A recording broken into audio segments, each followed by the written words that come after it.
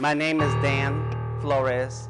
I go by DTM, Delta Tango Mike. I was in the Marine Corps, so a long time ago, somebody said Delta Tango Mike, and I was like, oh, that sounds cool. And so ever since then, it's been Delta Tango Mike. But before I started using the branding for Delta Tango Mike, I was the early 2000s. I was making business cards and had a tattoo shop then, but I was already doing graphic design. I started to work with Illustrator and Photoshop. And so I wanted to make some business cards, and I wanted to be different about my card, because every business card I ever picked up said designer or illustrator or artist or something.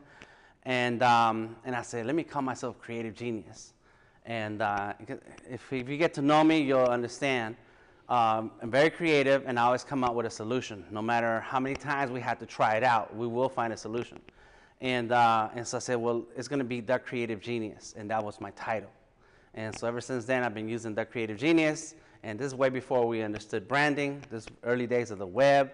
So anytime you look up The Creative Genius, it's all me. And it's different enough that nobody's using that. You can look up Creative Genius and find a bunch of different things going on, but when it comes to The Creative Genius, it's only me.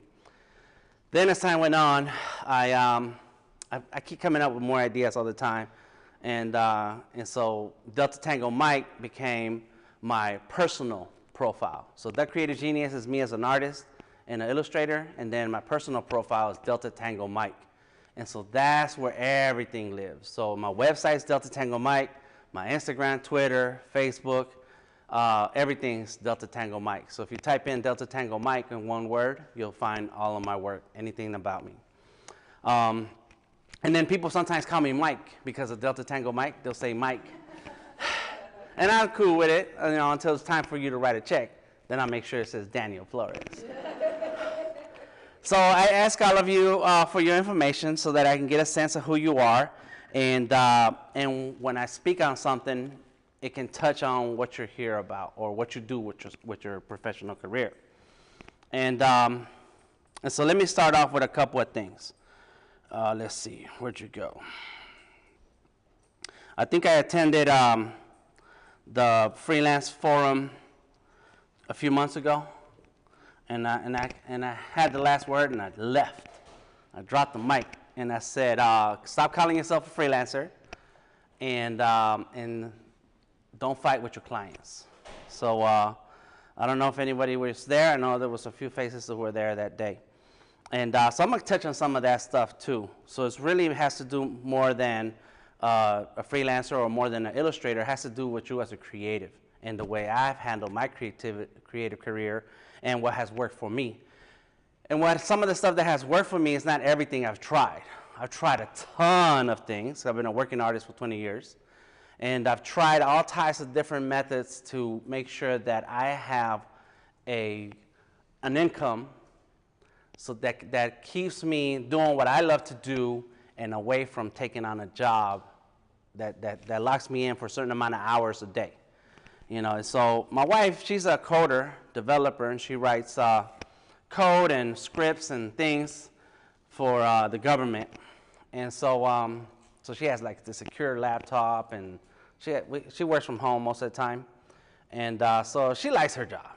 So if you have one of those jobs where you get to do the thing you like to do, and you get to work from home, she can clock in from her phone, from her iPad. She doesn't need to have the actual computer at that time. And you enjoy it, that's great, then you're good. But me, I have very little skills outside of drawing, outside of graphic design and illustration. Worked as a forklift driver, I was a cook, worked at a steel company. When I was a cook, I got really fat. When I worked at a steel company, I got really skinny. And so I don't want to do that manual labor. Like, I'm not doing that. When I was in the Marine Corps, and I joined the Marine Corps way back in '89, and I made sure that I signed up, and they gave me a computer job, because I told them being a soldier might be cool, but I don't want to be dirty every day. Like, I need to be clean. I wash my hands all the time because of pencils and paper. I don't like grease and dirt. Yes, it works, but that only works when you're ready to sign the contract, not after.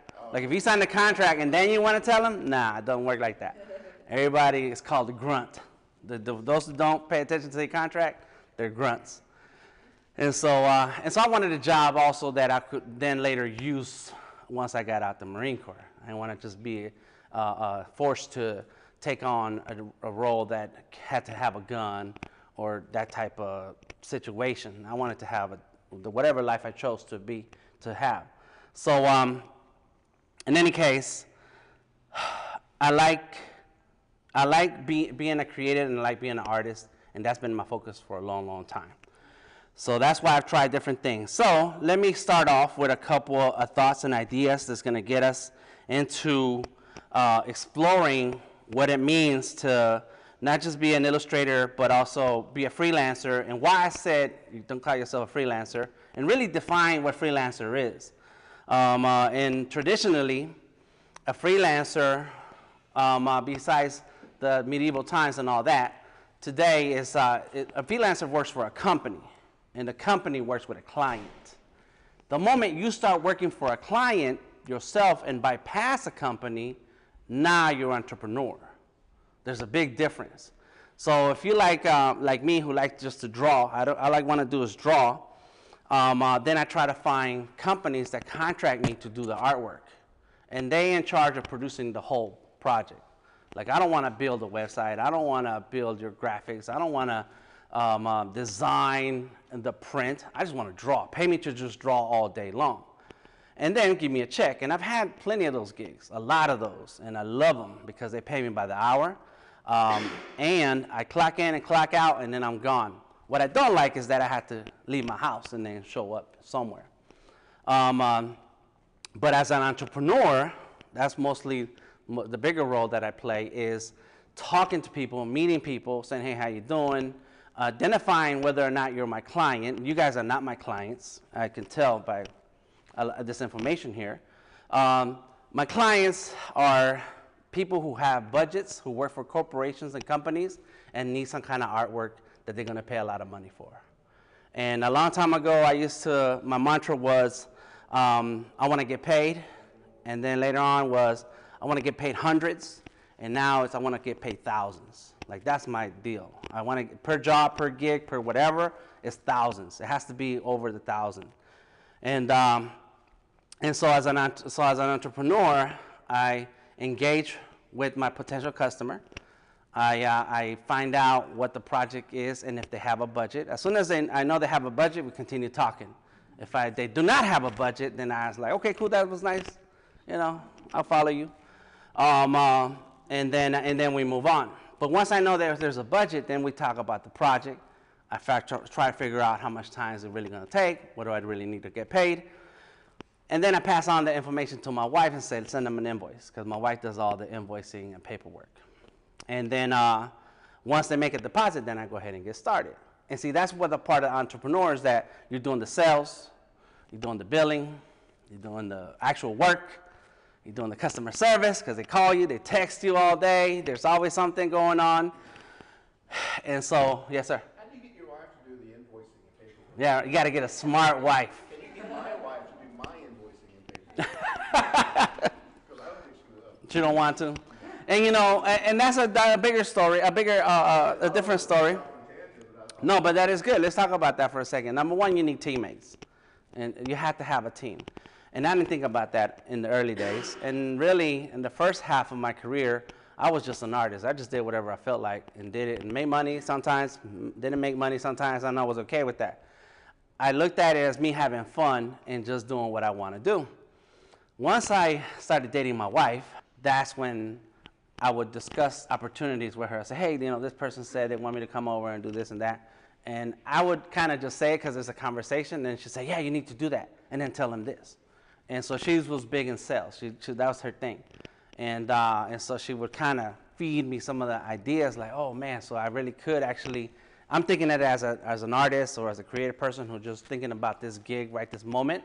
And she's like, this is something that could grow, and this is a person you need to talk to that's going to go somewhere else. It's like, oh. But as time went on, I was bad at keeping track of who owes what. And she's all about FreshBooks. She's an organized person, a coder. And so she's very meticulous about everything. And of course, she handles all the bills. So she has to see the money coming in, and so kind of fell into it where she's handling the paperwork and I'm handling the sales and talking to people and working. So I don't know. I don't know how you could do it now. It's like that has to be that kind of person. But to me, it taught me that I need a team. I need to have somebody who's good at something else. Because you can't be good at everything. You can try, but you run out of time. There's only so many hours, and you still have to sleep. And so having people to align yourself with and working together, then that's how you build a team. And then somebody can handle one thing, somebody can handle another. There you go. That's that answer. All right, so let's go ahead and get started because I'm talking, but I'm not really gotten to what I really wanted to say. So, of course, the freelance business has changed a lot since social media, celebrity, and the constant sharing online and stuff, right? And so what I said before I left last time was that stop calling yourself a freelancer if you're dealing with the client yourself, because now you have to look at yourself as a bigger picture, who charges more and who's ready to walk away from a gig when it doesn't pay. Because there's everybody doing out there the same. Everybody's doing everything you're doing. And the day smartphones had good cameras, everybody a photographer. The day Guitar Hero came out, everybody played the guitar all of a sudden. You know, the day that DJ game came out, everybody thought there was a DJ. So that's where what's happening is that we're having the tools available to us that we didn't have 20 years ago. And so if you're going to provide a service at a higher level, then you need to start looking at yourself at a higher level and start charging more at a different level. But if it's okay to be a freelancer, if the gig is right, and you're working for a company who then handles the billing, they're handling the client, they're getting the feedback from the client, and your job is just to show up and do your part. That's the freelancer. When you show up and do your part, and that's it, and nothing else. I don't care about nothing else. I'm not in the meetings. All I need is what my boss tells me what to do so that they can pay me at the end of the week. So that was my idea for that. And one of the things that got me thinking about what a freelancer is and what an entrepreneur is that a lot of times we get caught up into talking to people and then all of a sudden pitching them. And I got pitched last time, and I kind of got pitched today. And I'm like, but I'm not your customer. I don't hire those kind of people. I don't even have those projects. And when I got pitched before, it was like, but you didn't even ask me what I do to even see if I could be your customer. So we have to start identifying who we want to work for. And then if you happen to meet him, oh snap, you work for Coca Cola? What department? What do you do there? Well, then I've been trying to find somebody there, and maybe you can help me out. And now we can have a conversation if he's the person who has access to who I want to talk to. But because I want to get paid by Coca Cola. Coca Cola pays me lots of money. Or lots of times, not lots of money, lots of times to come out and draw, and I get paid $100 an hour every time. To me, that's great. They can call me anytime they want to, and I come out there and I draw stuff that nobody's ever going to see ever because they're working on projects that's going to take years to actually develop. And I just get to do what I like to do and draw. And so I need more of those gigs, so I'm definitely going to talk to a Coca Cola executive and say, what y'all working on, and this is what I've done in the past. But now I'm pitching to somebody who I know is going to actually get me to where I want to get to keep getting paid that kind of money. Can I ask you a question? Yes, sir. What are the specific job functions that you go after? I mean, like in agencies, I would hire somebody like you, like storyboard artist. Yes. So a place like Coca Cola, what are they saying they want you to draw? So at a place is draw the pictures of the thoughts that they have. That's it. It's mood boards. It's commercial. I want to know what the terminology is. Right. So it's called the terminology is called visualization. That's it. Okay. That's it. Visualization. And so they have these big time meetings. I mean, like this is C-level executives. These people are rich, and there's like 30 of them in one place. Right. And I try to get to know them as much as I can. I want them to know who I am. And they sit down, and their job is to think through campaigns. that are going to happen in 5 years and in 10 years. They're reviewing data that they collect every day at McDonald's, at Arby's, at every place where you can buy Coca Cola from. They collect all that data and they try to figure out what they're going to do next. And they have flavors that you never heard of, they're never going to see. And there's 100 flavors already in those machines. And so what they do is they get together, they do these all the time, and they write out all these ideas, pitches for what the company needs to do. And then they hire us artists to come in and they just hand us the pitch and say, here's the idea, and our job is to make a drawing out of it.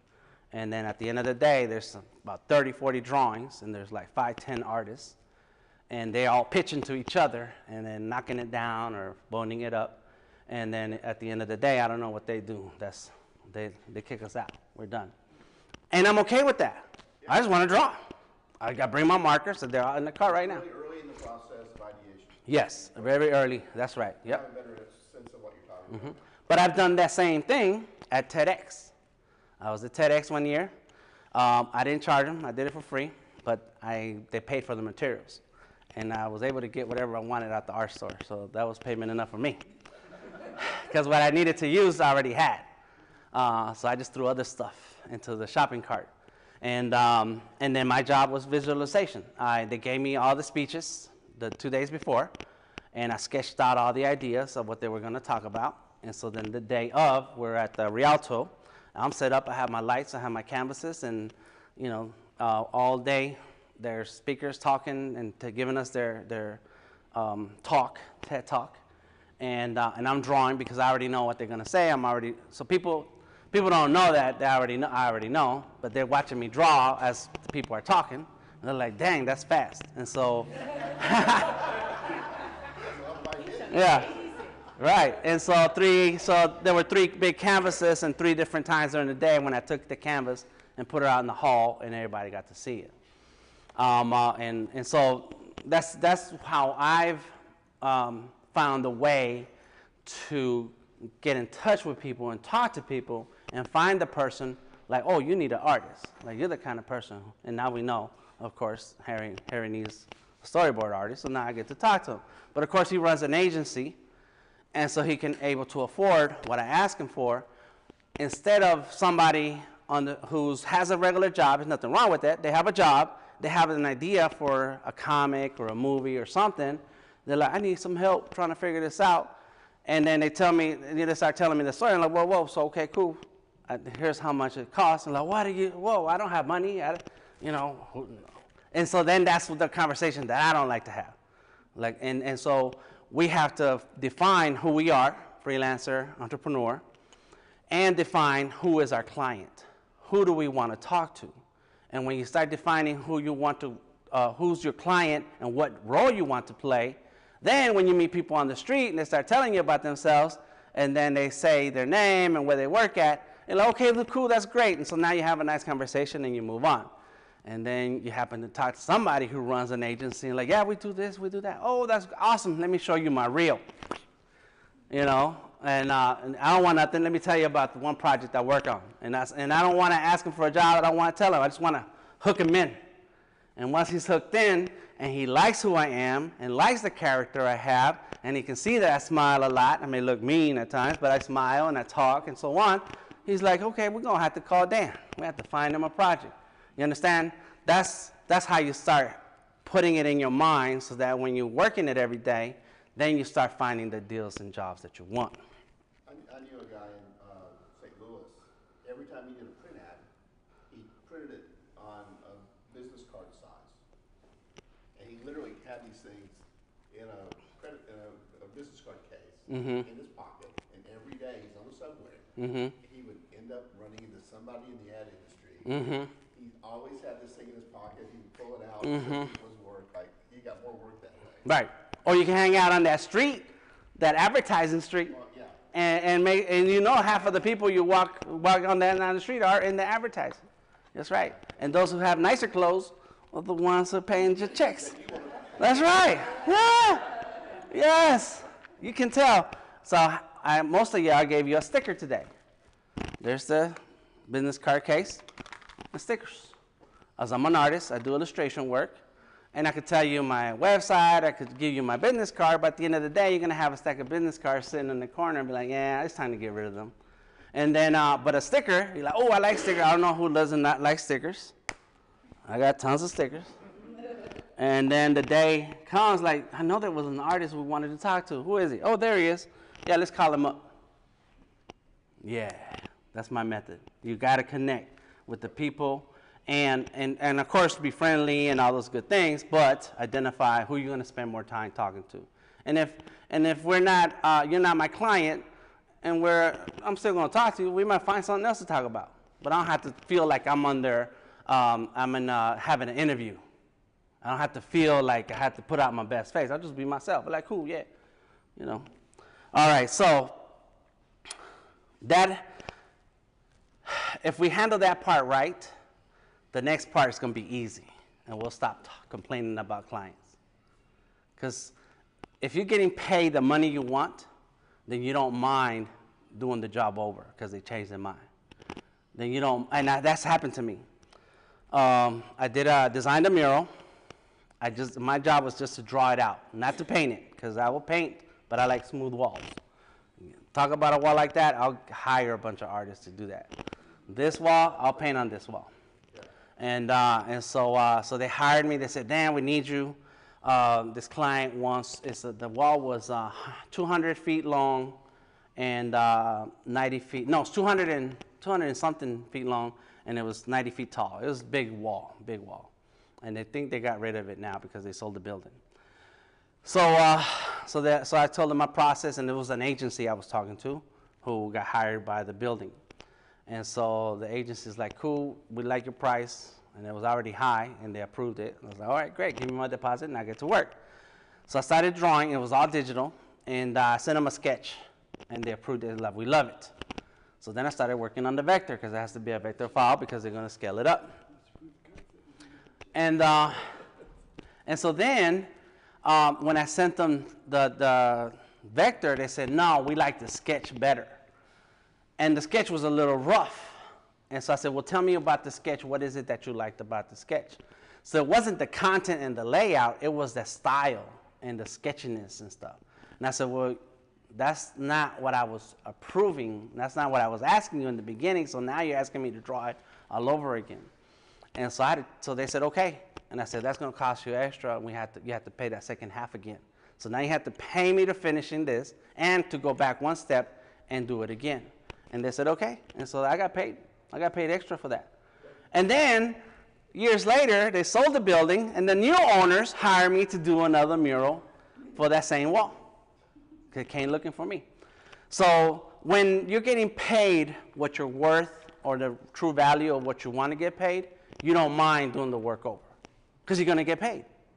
It is those who you're working with who don't have the budget, who want to hold off from paying you for whatever reason, who gotta wait till payday or something else, that then you start getting frustrated and mad. And so my solution has always been to find the money, the client, and then won't complain about the work. So if you're complaining about your clients or your work, then you're in the wrong business. Quit. That's my advice. Quit. Give it up now. No. May I make a suggestion? Yes. If you don't like the clients, get better clients. That's right. If you love what you do, get better clients. Right. Every loser client can be replaced by a winner. Right. Mm-hmm. And so now we got to get into now, and that's true, which leads into, well, how do we develop that? Right? We have to develop our strategy to find the better clients. And I like to tell artists all the time, we don't want more clients. We want higher paying clients. So you got to tilt the thing like this. So I want less jobs for more money. Quality over quantity. That's right, quality over quantity. That's right. So now we have to get into the process. Well, what strategy do I need to use to find higher paying clients? And so what I like to tell artists all the time, and I will say artists because I talk mostly artists, is that, and that could be applied to anybody, is, well, let me see your work that you create now, the writings that you write now, the 3D modeling that you make now, and then let's identify and find where do they use that at. And if the quality of your work is not in the market right now, then you're not going to find the higher paying clients. You're going to find stuff that is thrown out there on the internet somewhere and it doesn't make it. So we need to then step up our work, step up the quality of stuff that we do. A long time ago, I opened a tattoo shop in 1997. I was doing tattoos for 2 years already, and I opened my own studio. When I started to do tattoos as an apprentice, we were doing $25 tattoos. Anybody walking in, 25 bucks, and it was a name. And so back in those days, tattoos were starting to become a thing. And so the first thing that people think about is my name. Oh, give me my name, I'll do my name. And so some tattoo shops, and there was only like 5 or 6 in the whole state of Georgia, were doing like these big names across your thigh, like bam, like making you feel like you got a good value for your $25. Right? Doesn't matter what they look like, whether it's spelled correctly or not, you feel good because it was a big old tattoo. And so as time went on, when I was doing my apprenticeship, the owner decided that, all $25 tattoos are going to be like this size, real small. If they wanted that size, they're going to pay, the size that they're used to getting out there in other places, they're going to have to pay $100 or more. And so once you start talking over $100, then the person doesn't just want a name. Now they start thinking of things.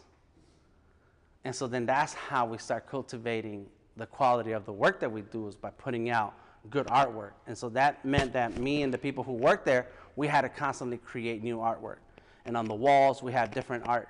And in those days, you could buy, the tattoo shops would buy artwork from companies, tattoo companies, and then every tattoo shop you went to had the same artwork on the walls. And our idea was to create new work all the time. So when I opened my own tattoo shop in '97, our job at the studio was to put away the books. We don't have artwork on the walls. Now you have to walk in and tell us what you want. And until you have the idea, then I can't help you. Because I can show you 10 different drawings all day long, waste my time for 2 hours, and you still walk out because you didn't find what you wanted. Well, then now you have to tell me. So we started to force the situation to now go higher, the quality of the work. And that also meant that our work that we constantly drawing on that is not for tattooing, it had to be high quality for people to even understand that we can draw. It's not something that's already pre-made. So when I'm talking to creative people and saying, well, okay, fine, let's find you a client, let's find who you want to work for, they say, of course, Cartoon Network and every other animation studio in town or whatever publication. I said, okay, well, what is it that they have in their current roster that's reflected in your portfolio today? And if you don't have it, then you're not going to get hired. They're not going to pay you that money. So now it's time to step your stuff up. It's time to get going. Years ago, Blizzard, and every few months, Blizzard puts out a call for artists. And a few years ago, I had a friend working at Blizzard, and I saw the posting about the job. And so, of course, I submitted, and then I hit up my friend through LinkedIn. I said, hey, man, I know you work there. Let me know. Look at my portfolio. Let me know what you think, and can you pass on a good word? His response was a link to a list of assets that they use in the game. And he said, if you can draw like this, then you can get a job. Man, that artwork right there is insane. And these people who created that artwork, it's like they were born doing digital. Like, they just amazing, super talented, crazy. I was like, man, I'm not ready. But guess what I've been working on? That kind of artwork. Yeah, because I want to be one of those artists who are in demand and get paid lots of money for their artwork.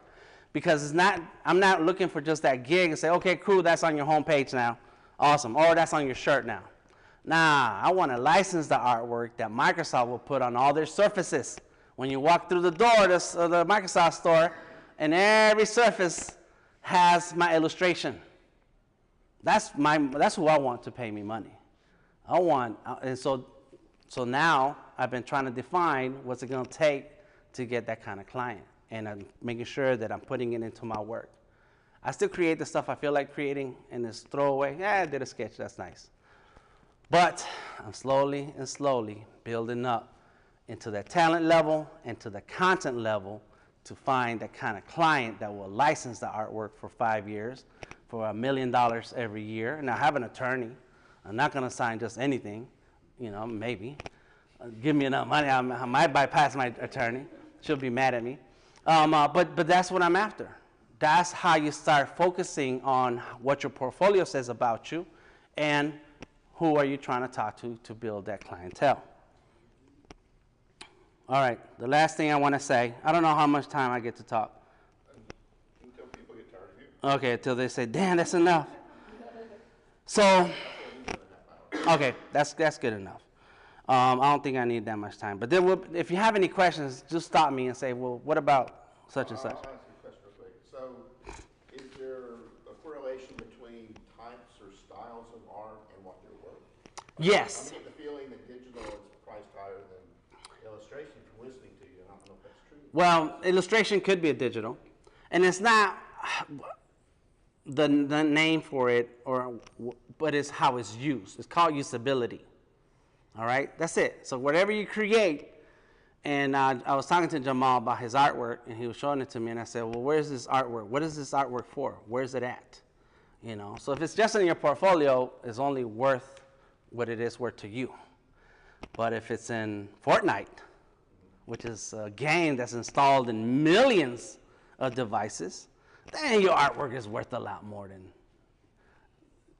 right? So it's about usability. You know, so when you're talking to Nike and they want your artwork, you're talking to Microsoft, I mean, you're licensing that there's stuff that's going to go worldwide. Billions of people are going to see your artwork. But if you're talking to somebody local, you know, and I don't know how big the Olmsted is and who owns it, you know, but there's definitely a few property companies in Atlanta. Yeah, somebody told me it's recently been purchased. Okay, right. But so if there's other Olmsteds across the country, then the usability is kind of high. But if it's just one Olmsted here in Atlanta, you know, your artwork is only going to go as high as the stationery, some merchandise, signage. That's it. That's what it's worth. You know. Like logos and things like that. Right, and that's it. And that's the same thing. You know, so if you're talking to Nike, say we need a new logo for something else that's going on, you're talking to Nike. This is going to be worth a few $1 million. Right. You know, but then you're going to take a whole year of research. You're going to hire everybody in here, so we're all getting paid, right? And then you have your process.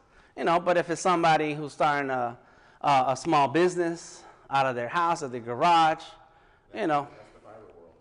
That's the Fiverr World, correct. And there's nothing wrong with Fiverr. It's wrong when you think that that is your solution and you have not taken the time to identify the work that you want to do, the clients you want to work for, and the money you want to get paid. So just to finish the logo idea, if it's somebody local and they don't have a budget and they're just going to do a few things with it, you may succeed, you may not. And so I like to tell people, okay, here's my rate, but I'm going to charge you this right now. And in 6 months, if you say your business is going to take off like you say it's going to take off, you're going to pay me this. And then in a year, you're going to pay me that.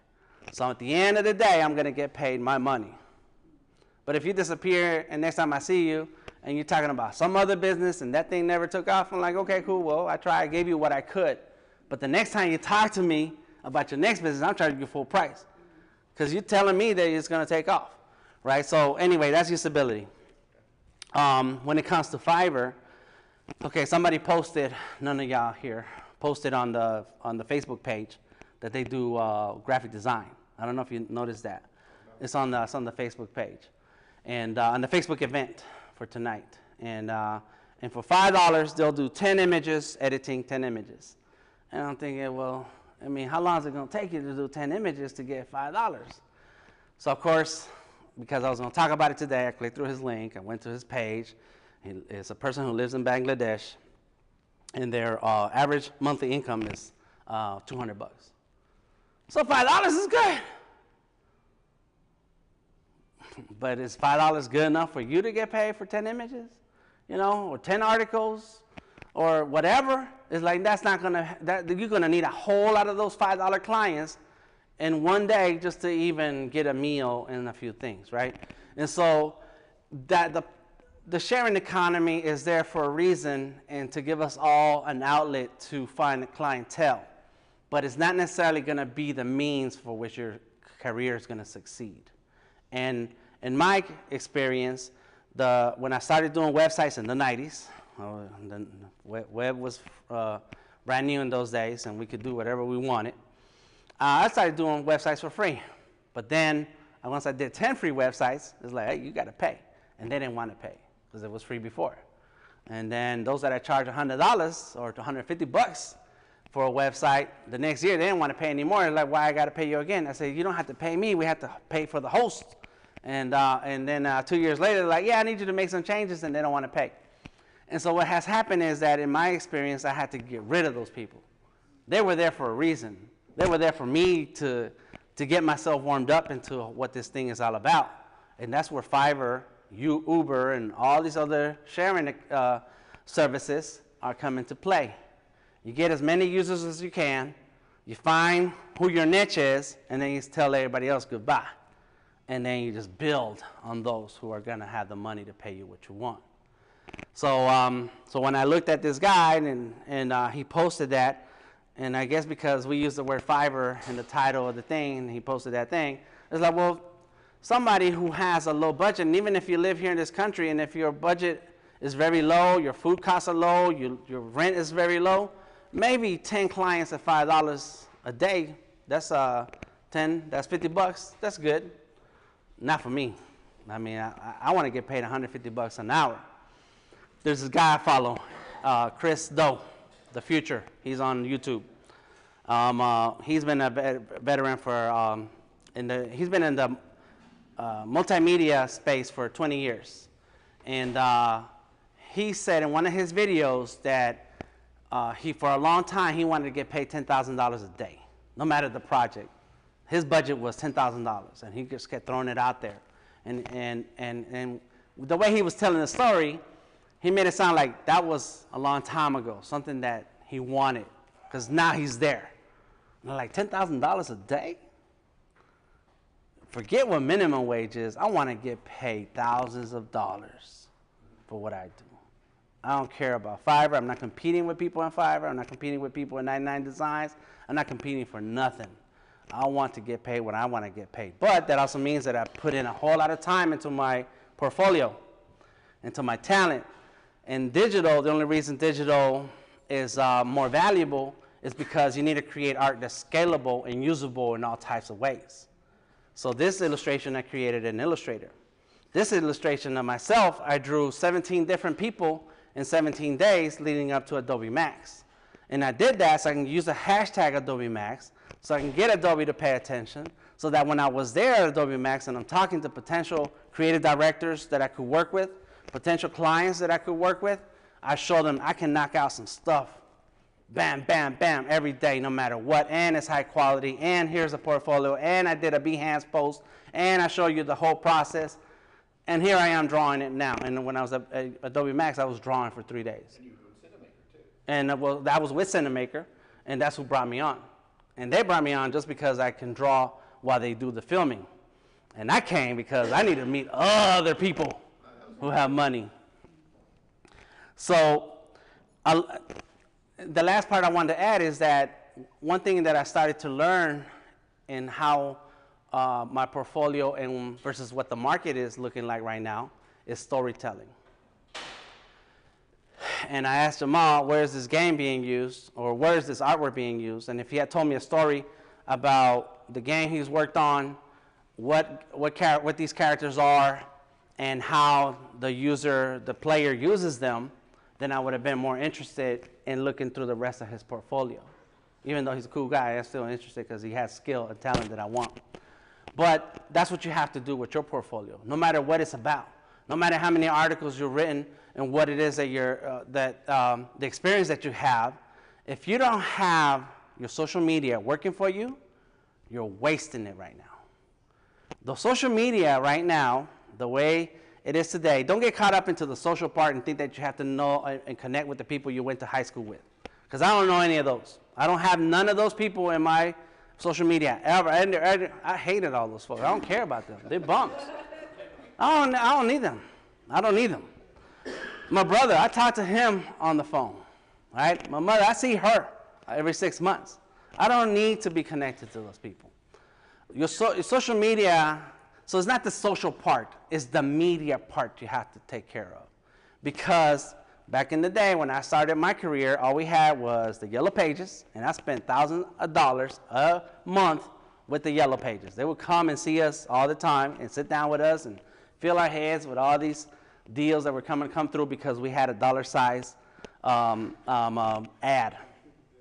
And they want to get us up to the color and, you know, all this other stuff, right? It was crazy. Comcast, I forgot what it was called back in the day. Was it Comcast? They had that channel where they scroll all the different channels and what's on at that hour. And so that top part, they will sell it. So you can make advertisements and they will, or post our, ads on it. And then you had the newspaper and, of course, TV and the radio. That's the media. And the media means that you are projecting a message to the world that your client is going to hear, connect with it, and say, oh, I need that person. I need those shoes because whatever. I need those clothes. I need that car, whatever, whatever, whatever. And social media, that's what it is today. And you already have a smartphone. Everybody in here, I'm going to assume that we all have a smartphone. They have apps on them. So that you're already paying for data and internet. Phones have become really cheap. Yes, yes. I can buy a $50 phone at Walmart right now. It's going to be cheap. It ain't going to be the best. Not going to give you the best pictures, but you can have Facebook, Twitter, Instagram on it. And you can start an account for free. Of course, they steal all your data, whatever. It's not them private in this world anymore. But it's for free, and then you start sharing your content. We'll talk about content in a second. But you start sharing your story, sharing about what it is that you do to the world, and somebody who needs you will find you. And if you're not using it, then you're wasting valuable advertisement time. You're wasting it. And those of us who are using it are reaping all the benefits. And those of us who are up here talking, recording our content, documenting our content, and then sharing it with the world will continue to build further and further and further. Because I'm going to post this on YouTube, and people who care about my art or may not, they at least will see me, be like, who is that guy and why is he talking? Oh, he's an artist, and he's smart, and he knows what he's talking about. Let's hire this guy. And everybody else who does not do that, who still has talent, are not going to get that market share they need. So, last thing is this content that you need to put out is called documenting your process or documenting your work, and that's where you tell your story. So even though you may know all the softwares that are out there and you may have worked on campaigns but don't know where to find a customer, is what you do is you start taking pictures of your work that you're working on. You start recording videos of the stuff that you're working on. You use that smartphone that has all types of abilities. Now it's like a computer of 20 years ago. 20 years ago we had a computer, and now we have it in a phone. You can record. I'm recording my voice right now. I have a microphone. I'm recording video on these two phones. I'm going to open Premiere tonight, drop the videos in there, drop the sound because it's going to be a better sound than those, and then I'm going to post it on YouTube. And it's just me recording what I already do anyway. And if you check out my YouTube channels and you check out my Behance, it shows the process for all the projects that are worked on, including this one. And the clients who are looking for an illustrator, they might see your work that's amazing. They might see your talent, your graphic design that's great, but then they try to read about how you did this project, or what was it that you actually did, or how did you do it, or want to see your picture somewhere, or any video of you or something, and they'll come across my stuff. and they'll like me, and they'll be like, let's talk to Dan. Dan figure it out. Yes, ma'am. As the attention span of the human race gets shorter and shorter with digital media, what do you find to be a good length for a YouTube piece that you were just talking about? Depends on what it is you're talking about, and if it's good. Well, give me a couple of examples. All right. So let's see. So, because you do, what is it you do? Heck, what the hell? No, is it heck? What the heck? Photo retouching. All right, so check this out. Right here we go. I got it. Photo retouching. Thank you, Harry, for the. So you do photo retouching. Let's talk about you. Let's make it real. All right? There you go. Good job. And that's your job. That's why you got the red ribbon there. All right. So so you start your channel. What the heck? YouTube channel. Pff, bam, it's done. It's what the heck. It's called What the Heck. And so photography retouching by a pro. That's the tagline. And then the videos can be any length because some videos are going to be the actual retouch. So hey everybody, I am What the Heck. Thank you for coming through. Here's the photo that my client gave me. And a lot of times, if you have a photo that's 50 years old, it's going to have some damage, blah blah blah. And so let's take a look at it, and then you slide the picture across the screen because you can edit this later. And you're going to see that we lost half the face, there's no beard, and la-da-da. But that's why you call me when you're looking at this photo thinking about what the heck. And so you call me, and now we're going to go ahead and show you how I fix it. And it's going to take some hours, but I'm going to condense this video down to 1 hour because I'm going to touch on the important parts, right? And so then step 1, I scan it in. Step 2, I open up Lightroom, Photoshop. Step 3, I have all these scripts that I've downloaded. Step 4, and so in 1 hour, you'll show what you did that took you 2 days, 3 days, 5 days, whatever. It doesn't matter. As long as you recorded some of it, you can throw it into the video. And I'll get to you in a second. At the end of that video, people have learned how you do this thing. Don't ever think, ever think that somebody will have studied that video 100 times and then get as good as you. Because they have to have done it as long as you have to get to as good as you. So never be afraid to share your secrets. So what? Come on, I'll show you how to use the pen tool in 10 minutes, but it'll take you 15 years to get to my level. And that's all, so I'll share it all day. I don't care. So that's an hour. Okay, so then you may have a video that's 3 minutes. I say, hey, this is what the heck was going on, everybody. I want to let you know that we have a class that I'm going to be teaching with the Freelancers forum at the Homestead. I'm going to show you how to import your files when this and that and your scanner such and such. Come on through. And for those of you who are still watching this at the 2-minute mark, here's a place where I go get some of my scripts. Or here's a free script that I'm going to share on my website. Go to www.blah, and then come to my website, sign up to the newsletter, and I send you the script. Bam! 3 minutes. Now, I would do that slightly different. Sure. Because, like Laura, for example, if you want to show yourself as the expert in how you do it, you're absolutely right. But the audience for that is going to be people that do art and people that do graphic design and all that. Clients are going to sit through an hour. Okay? No, they're right. They won't. That's correct. That's right. So and that's okay. No. See, we're not. Excuse me. Right. Well, we're not using that video to get clients. You're using the platform, all right, to give a diverse view of all the different things that you do. And by the time you get to the 50th video, your talking is easier. You're more confident in front of the camera. Your video production is better. And now people just can't ignore you. They're not going to look at that hour-long video like, how do I retouch this photo? And then they find your channel or that one video, and then they click through your channel, and they're like, oh, snap, she got 50. Oh, there's her contact information. I'm not even going to worry about watching this video. Contact info, link, pay me. Oh, snap, they're done. Okay, now I can go enjoy Thanksgiving. You understand? That's right. That's correct. They're not going to watch it for the whole hour. Yeah, well, So, that's what I was right, and so, I was wondering, so right.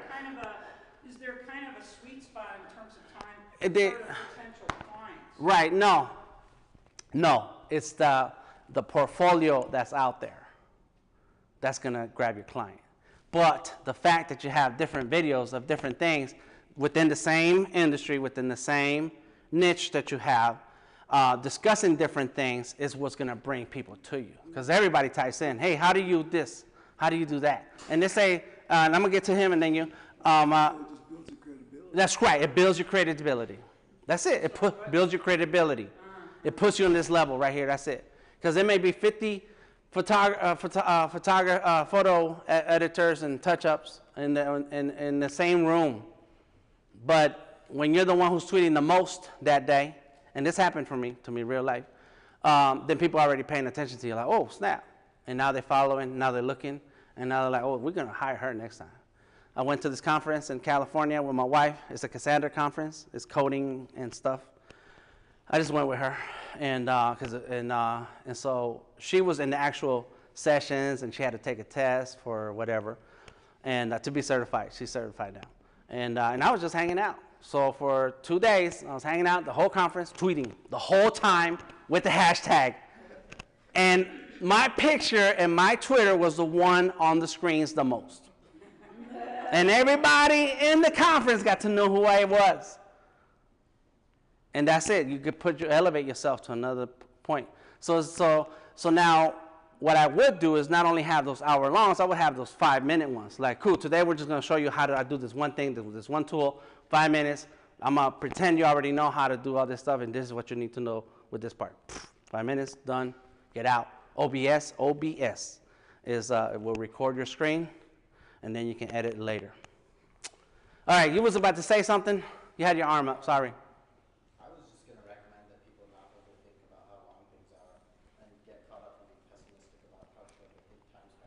Mm-hmm. A lot of the most popular content online are 2-3 hour podcasts. Mm-hmm.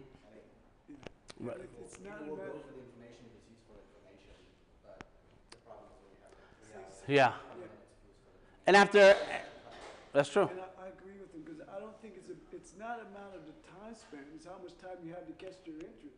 Right. You know, that's what And it once is. people become your fan, they'll sit with you for hours. But you only have a certain amount of time to catch their interest. That's right. It's not the time span. It's to catch the interest. Right, and you catch their interest by the content Yeah, that you're exactly. creating. What is it that you're talking about? And Somebody's niche. just right, somebody's niche. And once they see that charisma and you're funny and you're interesting and you're smart about what you're talking about, they'll stick with you for 3 hours. They'll do a live stream for 3 hours.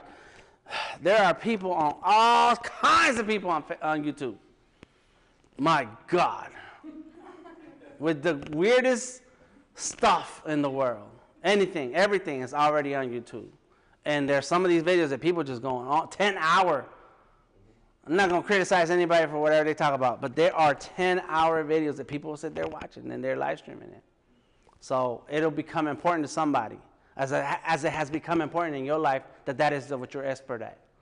I'm telling you. And as soon as you finish one video, you go to Twitter, say, what's up, here's a snippet. Go follow me on YouTube, and you talk about it on Facebook, and you write an article about it in your blog, and you link it to what's going on, and that helps your search engine optimization. You just roll. Yeah, You get paid. that's right. And if all of y'all take a picture today and tag me Delta Tango Mike, there goes my search engine optimization. That's right. That's it. Yes, ma'am.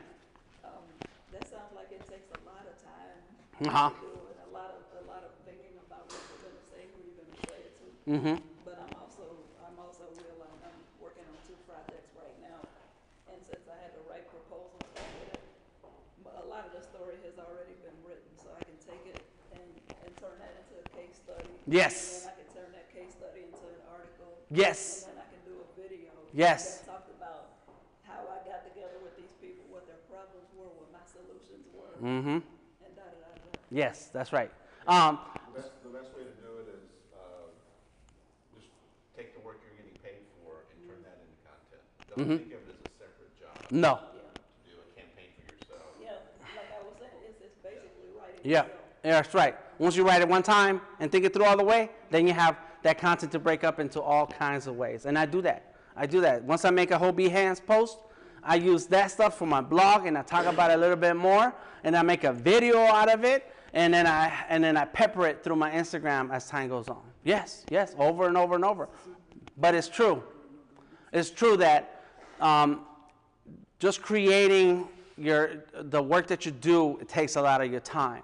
And it's going to take that much effort and time to create the marketing behind it. It's never just one thing that you're good at, and then the world's going to throw money at you. You have to be good at this, and then have enough, same amount of time you spend on this, spend it on telling the world about it, and being good about how you tell it, and telling the story, and drawing people in, and then you jump back and forth. Every time you work on a project, I'm behind right now in storytelling. I have a few blog posts that I have not published, that I have not even written, and but I need to. I'm going to. That cannot just not happen, because the next time a sponsor talks to me, they'll be like, yeah, check out my post.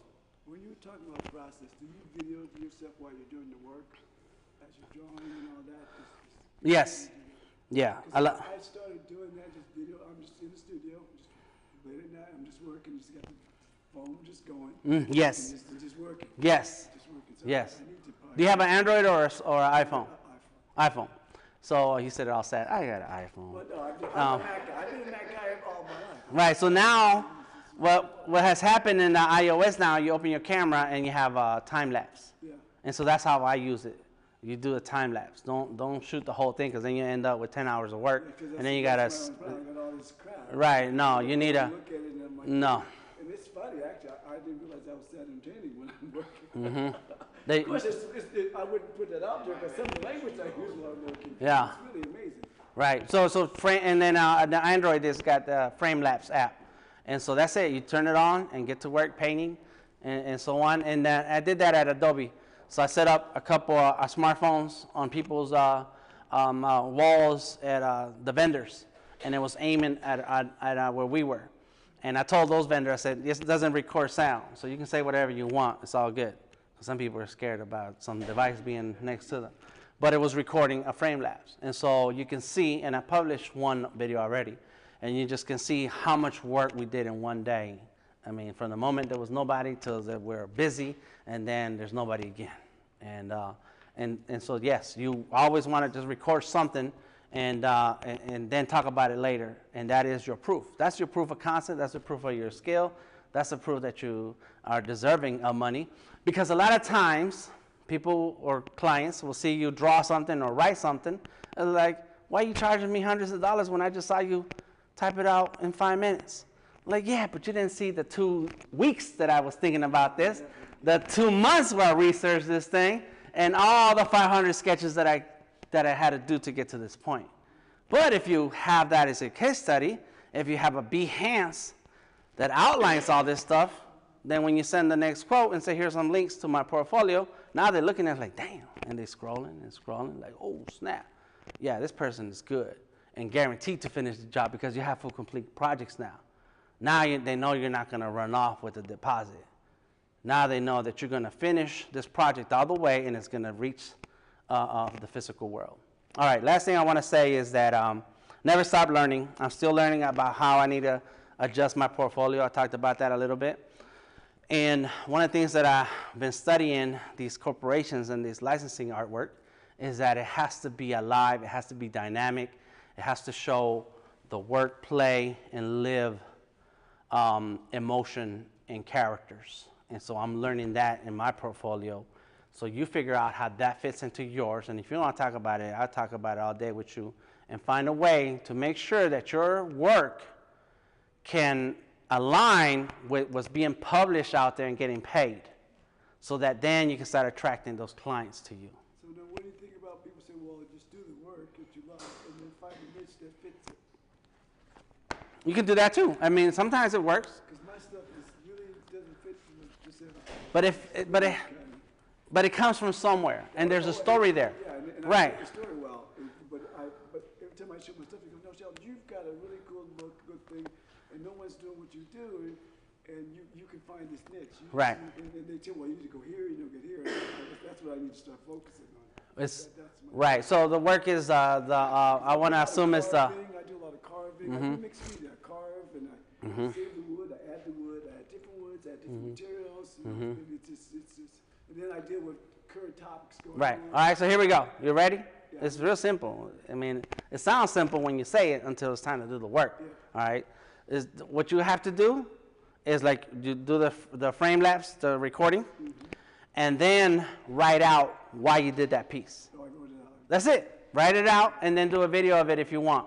In fact, I had Paul, you know Paul, he edited my stuff. He edited it. Well, and if the point is that, I just gotta put it out there. right? The point is that you can't just have that thing and say, I did that thing. You have to be able to explain it. You got to be able to talk about it. You got to be able to, where did it come from? Is it passion? Is it emotion? And what's it talking about? Because it's not so much the thing, but also the story. And then, right, but then the third part is you, right? Because if people like you, they don't care what the story is. They don't care what it looks like. Right. Right, but if somebody likes you and they have deep enough pockets, if they have deep enough pockets, they'll just pay you the money. Say, here, you can have it. And this happened. This is a story for real today. I was talking to a friend of mine, and he's going through a rough time, and he just started doing commission paintings for this client. And his first painting that he sold to this client, he had just met the guy, and the guy saw one of his paintings and wanted to buy it. And so my friend, he had not thought about selling it, so he didn't really have a real price. And so the guy's like, well, just tell me how much. And so my friend said he told him 200, and then he felt bad. He said, well, 150, whatever you want, right? And that happens a lot to creative people. And so the guy's like, no, well, tell me how much it is, because that's kind of low. So my friend's like, whatever you want to pay me, you can have it. So that later on that day, he got a $1,500 PayPal payment. All right, because he had asked $150 and got $1,500. The guy, like my friend, the painting's cool. The guy is a collector. He has a ton of stuff, but he liked my friend that day. This Saturday, he's delivering a $5,000 painting because the guy likes him. So it's all about, what is this thing? Can you talk about it and share the story about it? And then are you likable? It will sell. Do you have a niche? How do you describe what you do? I like drawing people. It's people. Is it the way you look style? I mean, how do you describe what you do? Comic style. Yeah, and even though it's not a comic book, it's still, people go right away into that thought of superheroes, muscles, thick lines, and color, and then it all falls in there. I'm not drawing comics, but I say comic style. No, I get it. I just, because art is so broad. Yeah. You have Yeah. And Coca Cola, when I come in, we have 10 minutes or less to draw these drawings. Read what they said and do the drawing. So it ain't you ain't got time to do a sketch, a study, drink some wine. You don't have time for all that. Just can you knock it out? And I'm a fast drawer. I can draw fast. And so it's perfect. So yeah. And it depends on the artwork. Like this stuff took me one whole day, this one piece. But there were 2 iterations before that took me 2 days, and I spent a month thinking about how I was going to do the series. Yeah. So. Another way to think about all this is it's all storytelling. It's not about the work that you did. It's what's the story behind the work that you did. That's right. So like on my blog, I'm talking about like how I got a certain shot, or the rig that I built to do this thing, or you name it. I mean, that's the things people are interested in. It's funny because I had one piece up. It's called it's a State of Mind. It's a 4-part piece dealing with the 4-part project is called Driving Miss Rosa, and it deals with Rosa Parks from her getting off work to getting arrested and then afterwards. And I did 4 pieces on it. And the one piece they really loved and they talked about was called State of Mind, where I took an old iconic photo of water fountain, 2 water fountains. One is pristine, and one is an old beat up one with a black guy drinking water out.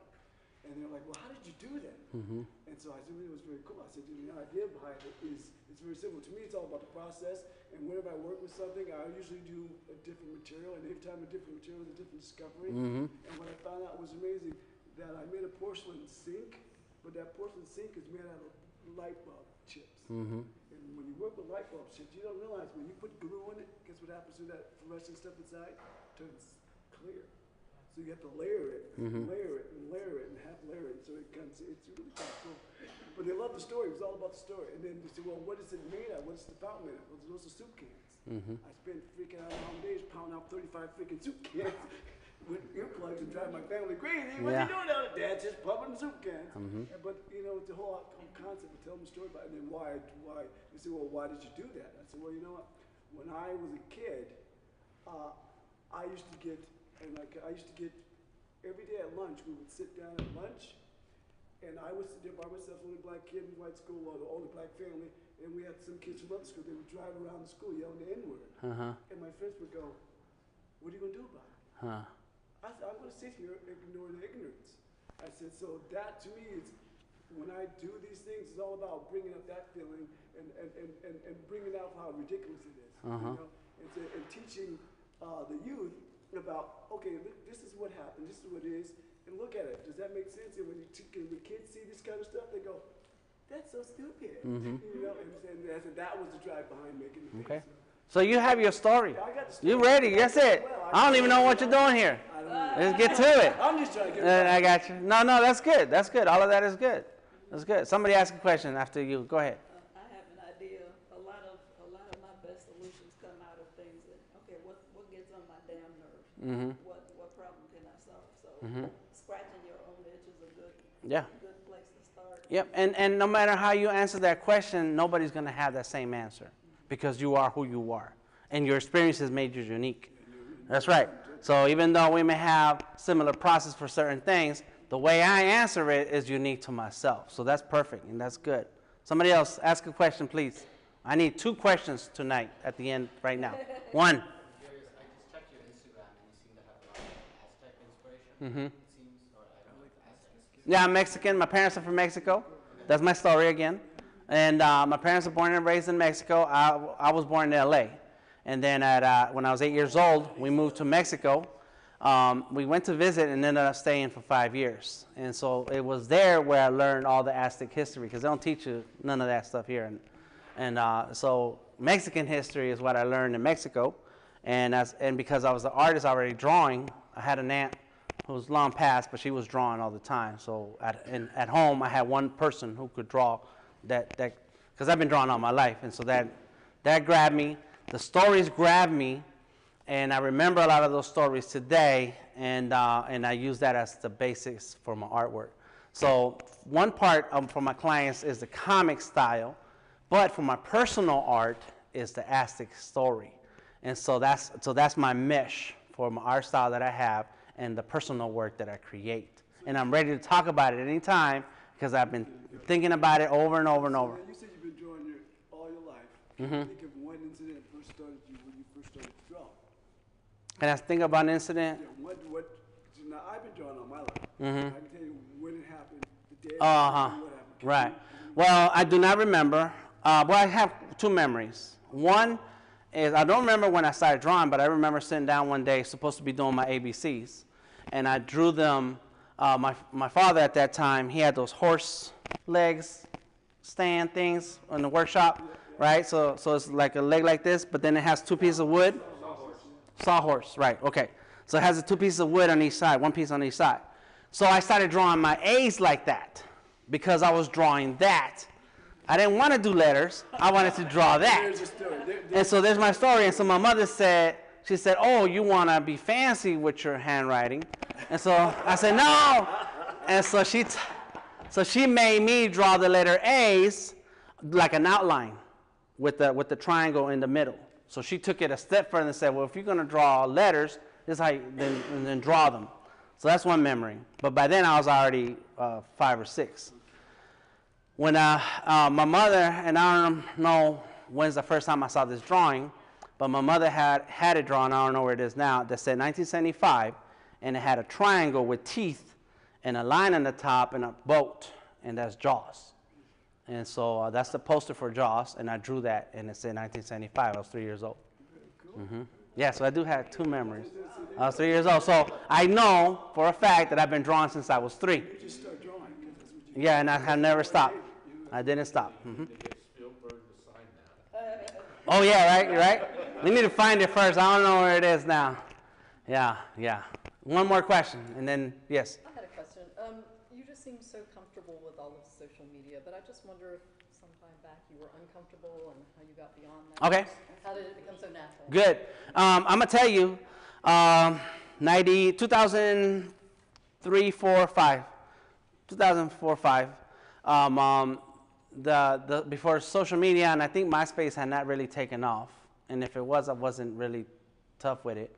The friends that I knew were doing the forums. There was tons of forums. And there were friends I know today who started their own forums. And I thought they were doing big things. Like, what? Like, you could have this community of artists. But I did not jump into it. I knew they had it. I knew they were doing it, but I didn't involve myself. I just knew they were doing it. And then my brother-in-law and friends of other friends who were working at our shop, we had one computer, and it was all connected, and they were there all the time, and I hated that. I was like, what are you guys doing? Well, we did tattoos, we did paintings, and then they're sitting here, you know, and we had the big screen because I got into debt with Dell, so I had a big old screen. And it's like, what are you doing, uploading, you know, artwork all the time? What the hell? But then MySpace came around, and I realized you could brag on your art. And I'm an extrovert. I like talking. I'll talk about myself all day. I'll talk about my art all day. I can teach you how to draw right now. And I was like, what? Like, other people around the world can see my work? And I can get props for that? And I'm born and raised in East LA, and mean mugging and fighting is a thing, you know, so you need to give off an impression right away when they see you. And it's like, oh, that's it. This is perfect. Muhammad Ali is one of my heroes. It's like, yeah, I'll talk the talk and then smash you with my artwork. I'll show you. And so MySpace came around, and you can learn how to do HTML to make the letters of the matrix come down your screen. And I thought that was a big deal. I was like, whoa, I need to know how to do this better because I want to be better than other people. I want to show folks what I can really do. And so, so then that's when the Creative Genius thing came around, and that was my MySpace name, the Creative Genius.